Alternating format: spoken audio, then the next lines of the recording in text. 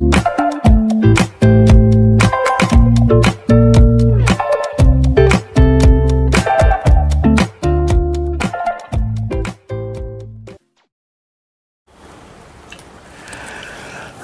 मेरा नाम है दर्पण श्रीवास्तव और आप मेरे साथ जुड़ चुके हैं आपके अपने चैनल फिल्मी फिल्मोनिया से। चलिए आज के मुद्दे पर बात करते हैं। भाई, जैसे मैंने पिछले 2 वीडियो बनाए हैं कि अगर आप गांव में हैं, अपने शहर में हैं और अगर मुंबई तक का सफ़र तय करते हैं और आपको एक सफल एक्टर बनना है तो क्या क्या करना होगा, क्या क्या नहीं करना होगा, इसी मुद्दे को लेकर भाई हम फिर सामने हैं।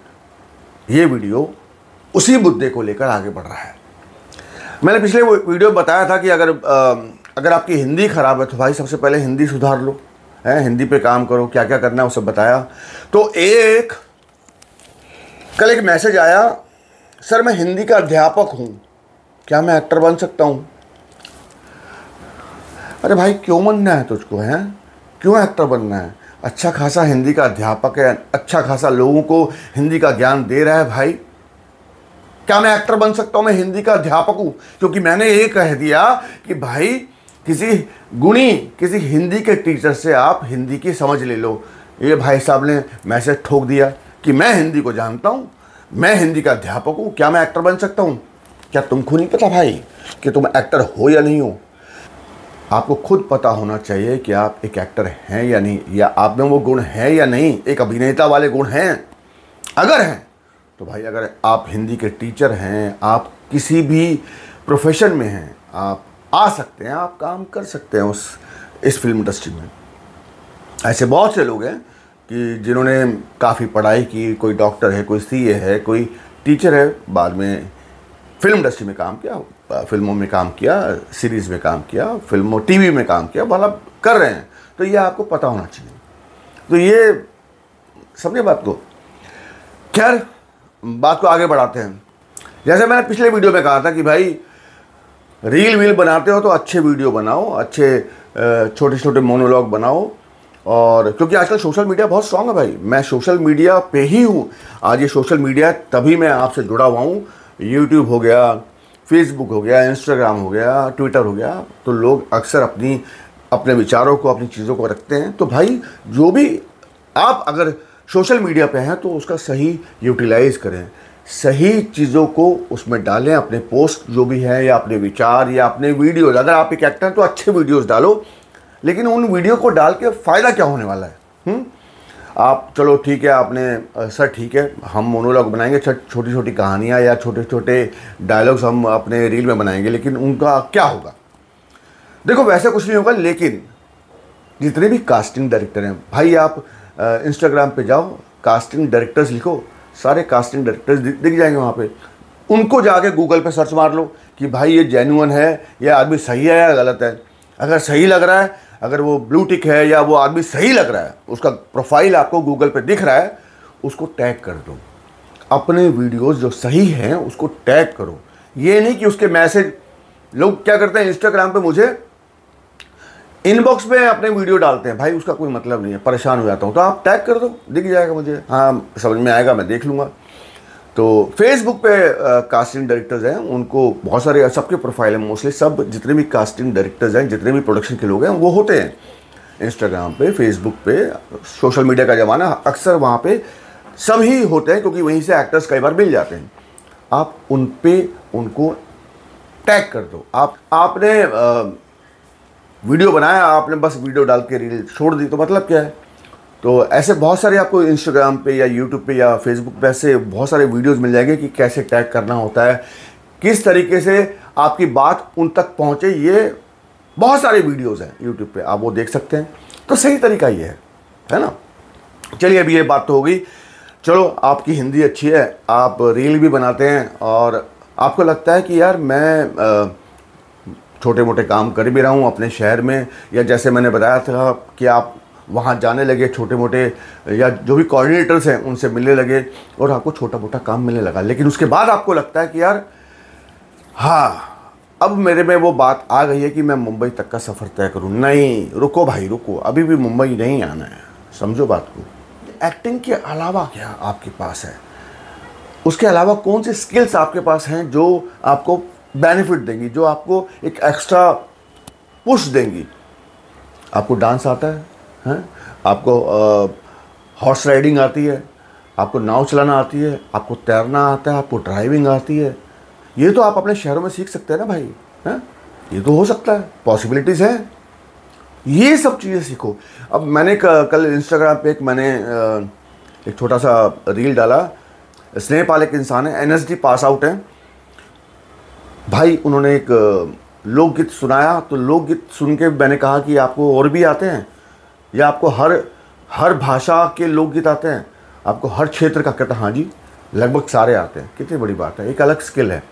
और अगर आपको लगता है, आप एक बार जाके वो वीडियो देखो इंस्टाग्राम पे, बहुत ही सरल सीधे हैं ना उनकी। मैं ये नहीं कहूँगा कि बहुत ही गुड लुकिंग है, मतलब नवाज़ भाई को देख लो, उनको देख लो, वो उनसे भी थोड़े, माफ़ करना मेरा कहने का मतलब कुछ अलग मत समझना, लेकिन काम कर रहे हैं भाई, हैं?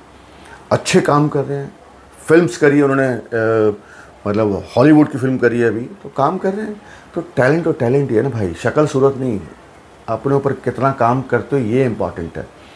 तो अब उनके पास ये अलग स्किल्स है ना, वो गाना गा सकते हैं।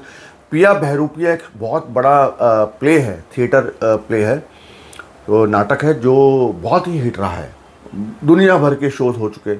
अब उसमें कोई और काम करता है, लेकिन स्नेहपाल ने भी उसमें काम किया। क्यों उनको काम मिला? क्योंकि उनकी आवाज़ अच्छी है और वो गाना भी जानते हैं। तो एक अलग से एक्स्ट्रा मतलब स्किल हो गया ना कि भाई मुझे गाना भी आता है। तो आपको क्या क्या आता है?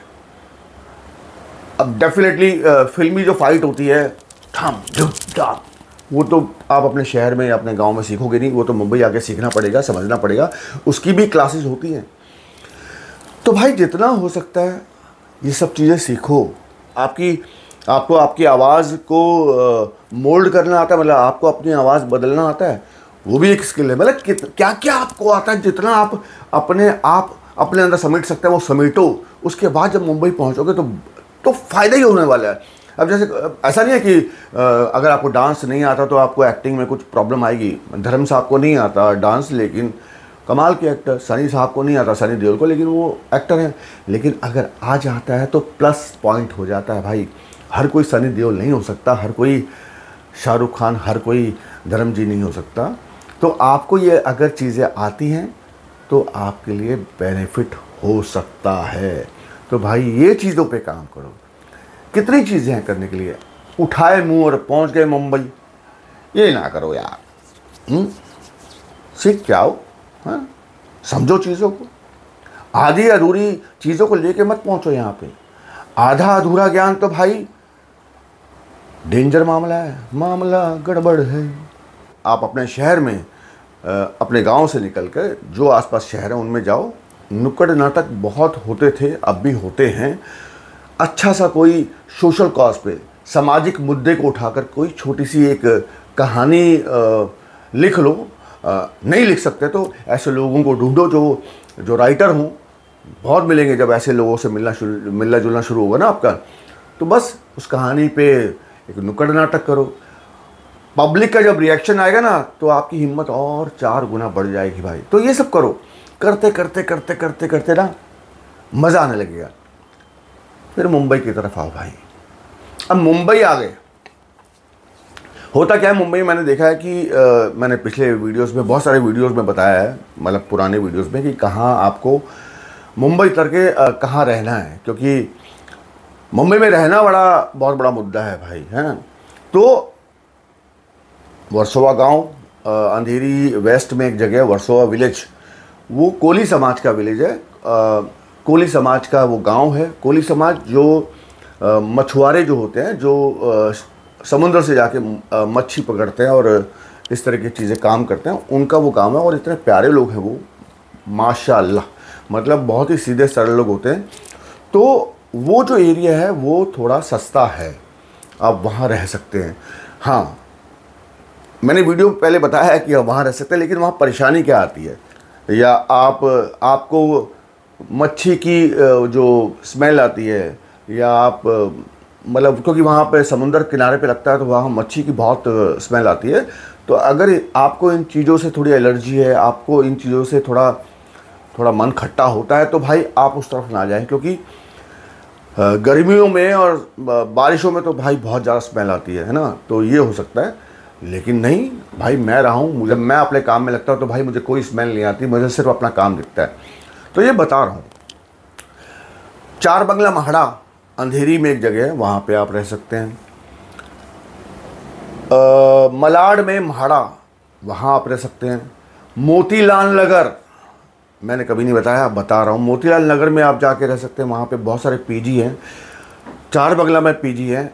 इनफैक्ट महड़ा जो वर्सोवा गांव है वहाँ पे भी पीजी मिलता है। तो आपको 5, 5.5, 6 हज़ार तक का पीजी मिल जाता है। पीजी मतलब एक मकान में भाई 4, 5, 6 लड़के एक साथ रह रहे हैं। अपना खाना बनाओ, स्ट्रगल करो, कुछ भी करो, लेकिन मिलजुल के हो जाता है। मड एक ऐसी जगह है जहाँ पे मतलब आप रह सकते हैं, सस्ते वहाँ पे आपको मकान मिल जाएंगे रहने के लिए, पीजी मिल जाएगा। वो जगह जो है वो वर्सोवा गांव के पास ही है।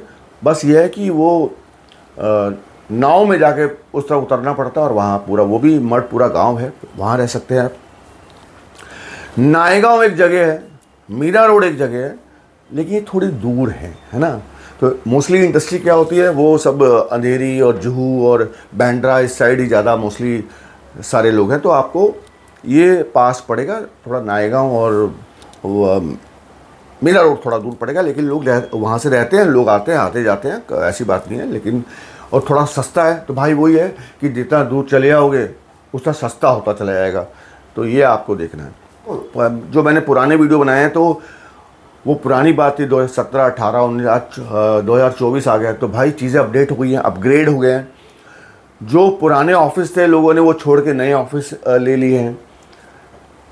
कोरोना के बाद जो तरीका है, तौर तरीके हैं वो चेंज हो गए हैं। मोस्टली अब ऑनलाइन ज़्यादा काम होता है ना, ऑफलाइन भी होता है, अब तो ऑफलाइन होने लगा, अब ऑफलाइन ऑनलाइन दोनों है, लेकिन तरीके चेंज हो गए हैं। तो ये बताना मुझे बहुत ज़रूरी था कि ये चीज़ें अभी भी हैं, ये जगह अभी भी हैं, आप वहाँ रह सकते हैं। अब तो रहने का तो मान लो जुगाड़ हो गया, अब खाने का क्या। तो आपको बड़ी कमाल की एक बात बताता हूँ कि जो वर्सोवा गांव है, वर्सोवा गांव से लेके ना आराम नगर पास में ही पड़ता है, जहाँ पे मोस्टली बहुत सारे कास्टिंग डायरेक्टर्स के ऑफिस हैं। तो मोस्टली वहाँ बच्चे वहाँ आ जाते हैं। वहाँ पे एक गुरुद्वारा है नानक साहब का। तो गुरुद्वारे में जितने भी स्ट्रगलर्स बच्चे हैं भाई वो वहाँ खाना खाते हैं, तो उनका काम हो जाता है। मतलब वहाँ रहते हैं, इतना खाना होता है और वो ले भी जाते हैं घर में। यानी दोपहर को आए, दोपहर को खाना खाया और रात का खाना ले गए। नहीं तो क्या होता है, जैसे वर्सोवा गांव हो गया या जितनी भी जगह मैंने बताई हैं, वहाँ पे टिफ़िन सिस्टम चलता है। तो आजकल टिफ़िन सिस्टम का मेरे हिसाब से 140 रुपये, 120 रुपये ऐसा कुछ है। जिसको खाना बनाना नहीं आता तो 2 लोग एक टिफ़िन में आराम से खा लेते हैं। तो ये भी कर सकते हैं आप। तो हर जगह ये टिफ़िन सिस्टम है, हर जगह रहने का, खाने का जुगाड़ हो जाता है मुंबई में। अब जितना महंगा चाहोगे उतना महंगा, जितना सस्ता चाहोगे उतना सस्ता। लोग तो वड़ा पाव खा के भी, वड़ा पाव मतलब बंद होता है, बंद में एक आलू की टिक्की होती है, चटनी लगा दी आपको दे दी, वो 10, 12, 15 रुपये का आता है, वो खा सकते हैं। लोग समोसा पाव खा के भी गुजारा करते हैं। तो ये तो आपके ऊपर डिपेंड करता है कि आपको कैसे रहना है। अब मुंबई अगर आप आते हो तो आप क्या करते हो कि मैंने तो अपने शहर में काम कर लिया है ना, मैंने शहर में काम कर लिया है, मैंने छोटा मोटा रोल कर लिया है। अब वो रोल कैसे किया है वो तो आपको ही पता होगा, लेकिन उस बेस पे आप चाहते हैं कि आपको मुंबई में काम मिल जाए, थोड़ा मुश्किल है। हाँ, उसके लिए भी आपको जतन करने पड़ेंगे।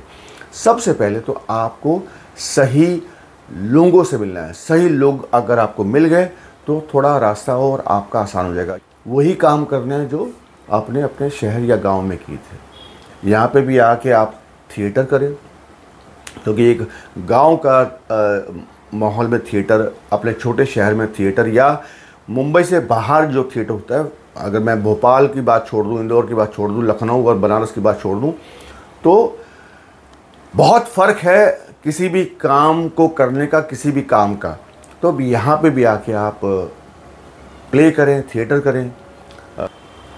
कल को कोई बोले सर आपने क्या किया, भाई मैं यहाँ का हूँ, इस गांव से हूँ, और मैंने लखनऊ में जाके, या मैंने बनारस में जाके, या मैंने भोपाल में जाके, या मैंने इस शहर में ये नुक्कड़ नाटक किए, ये मेरे वीडियोज़ हैं, और ये मैंने काम किया, और ये मैंने कहानी लिखी है, और इस पर मैंने खुद ही एक्टिंग करी है। जो भी आपके काम है, ये मेरा प्रोफाइल है, और ये अब मुंबई में आके जो मैंने किया है वो बता रहा हूँ कि मुंबई मैंने ये प्लेस किए हैं, इनके साथ किए हैं। और तो कितना अच्छा लगेगा, मतलब सामने वाला भी यार लड़का मतलब काम कर रहा है यार, अपने शहर में तो करके आया, मुंबई में भी उसने गुणी लोगों के साथ मिलकर कुछ ना कुछ काम तो किया है, तो उसका आपके प्रति रुझान हो जाएगा, आपके प्रति उसकी थोड़ी सी भी मतलब दिल में एक जगह बन जाएगी कि हाँ यार एक ये आया है। हाँ बेटा कहाँ से आया? सर गाँव से आया है सर, एक्टर बनना है सर, गाना आता है, गा के सुनाएं? सुना दूँ सर? है मेरे हम सफर बस एक तेरा। बेटा आपने क्या किया? सर मैंने नुक्कड़ नाटक किए थे और ये सब काम किया है और अब मुंबई में ये काम कर रहा हूँ, फ्रेशर हूँ, ऑडिशन देना चाहता हूँ। बात करने का लहजा, बात करने का तरीका, अपने आप को प्रेजेंट करने का तरीका, ये जब आप इस शहर में मुंबई में आते हैं तो इनको समझना पड़ेगा। ये आप अगर वहीं से सीख के आते तो अच्छा है, यहाँ सीखते हैं तो अच्छा है, क्योंकि सामने वाला इन छोटी छोटी बातों को समझ रहा है, छोटी छोटी बातों पर वो गौर कर रहा है। अगले वीडियो में बताऊंगा कि अब ये मिलना जुलना शुरू हो गया, अब कहाँ कैसे लोग मिलेंगे, क्या करना है, जो काम आपने वहाँ किया यहाँ कर लिया, अब क्या। अगले वीडियो में मिलते हैं भाई, क्योंकि मामला लंबा चलने वाला है, समझे? चल सब्सक्राइब कर दो, लाइक कर दो, शेयर कर दो, छोटी सी घंटी टन करके दबा दो यार।